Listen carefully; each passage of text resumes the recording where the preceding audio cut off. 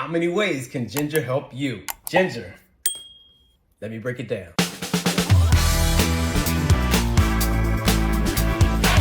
Okay, let's clear up a misconception. Ginger is not a root. It's actually a rhizome. A rhizome is an underground stem.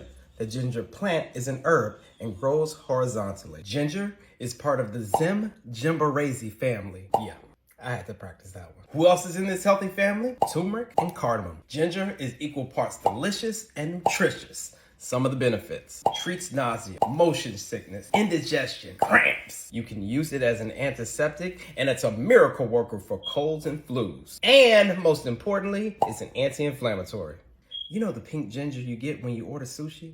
That's young ginger. It's milder and it has softer, edible skin. Ginger is usually sold as a hand with fingers. When a recipe calls for a thumb of ginger, it means 1 inch. High five!